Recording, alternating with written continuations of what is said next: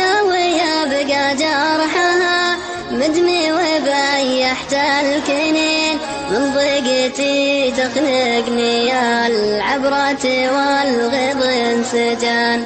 يا الله يا رب الملا فرج هموم الصابرين من ضيقتي ضاق. يا الله تلهمنا الصبر وقت الشدايد والمحان. يا واسع الرحمة عظيم العرش رب العالمين. يا الله يا ربي تكافينا البلاوي